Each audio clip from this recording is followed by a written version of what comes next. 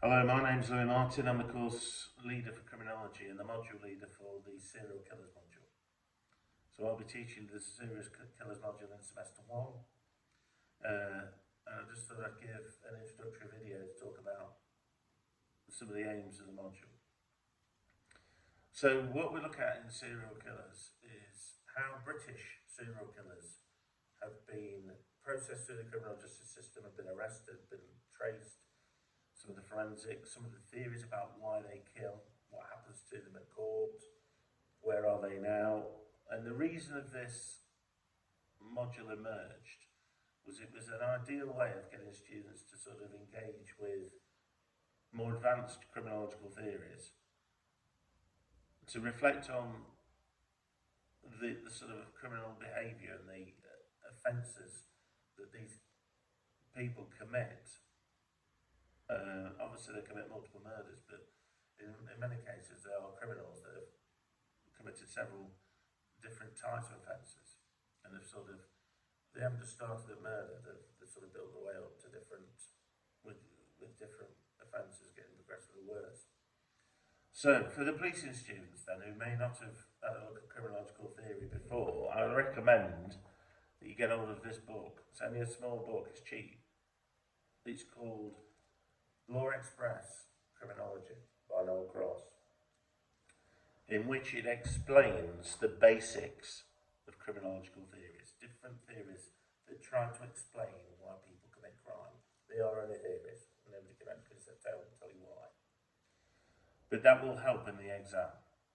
So this module is assessed by an exam, so if you are not a person that takes exams, just reflect that this isn't a 2-hour exam where you have to write about serial killers.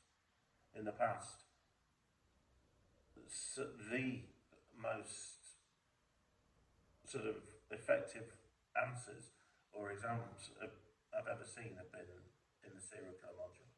Some of the students have written fantastic exams because they find it interesting. There is a book, a course book that goes with this. It is called, quite aptly, Serial Killers, Serial Murder, a student textbook by David Wilson, Elizabeth Yarby and Adam Lyons. So that's like a set course reading book. Again, it's not a big book to read.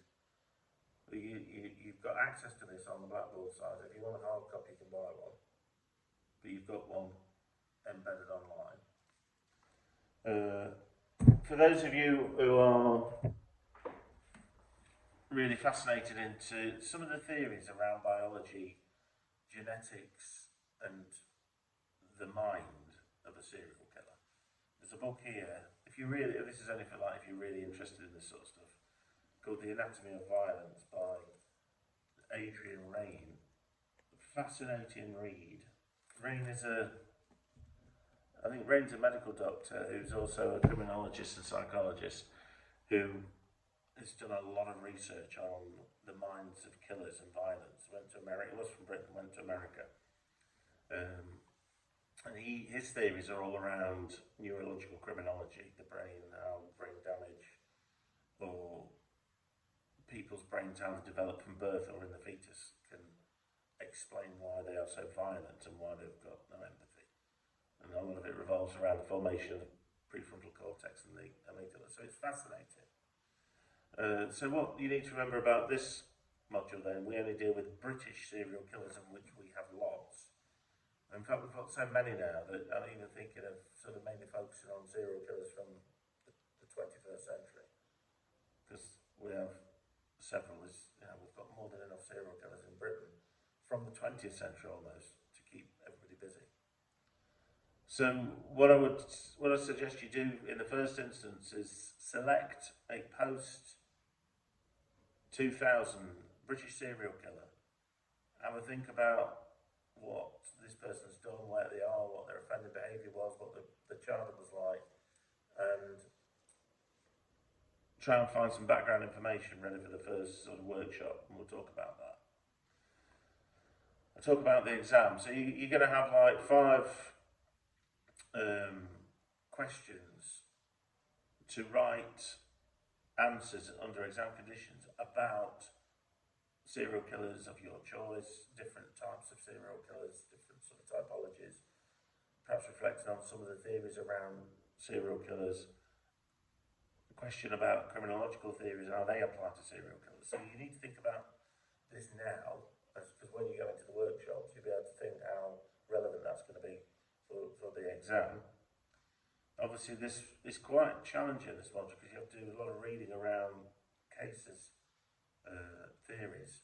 So it's not what some people think it is. You know, it's not like just watching Netflix or YouTube and looking at things about Ted Bundy or making a killer. It's not like that. It is very much based on British criminal, well, even in Wales really, but British killers, criminal justice system, our investigations, and it's very sort of designed to provide you with some sort of knowledge of investigations and how the justice system works. Many of you, when you come on, will have already done some work around that. And many of you will have been taught like criminal law. So you know the difference between a murder and a manslaughter, you know about murders. So if you haven't, again, you need to do a little bit of reading around what is a murder under our English law, what is a manslaughter, what's the difference, what's the life sentences, where do they start? Think about what happens to these people with a whole life order. You know, where some people, most serial killers are sent to prison now with a whole life order. That means they'll serve the rest of their life in prison. So there's some of the things to think about. Like I say, I've told you what the assessment is. I've explained what sort of things you're going to be studying and giving you an idea of some introductory reading. For most people then, they'll probably need to refresh their mind on the criminological theories. Even some criminology students will probably need to brush up back on that. So any queries, any questions, then email me at louis.martin@staffs.ac.uk and hopefully I'll be able to answer any questions. Thank you.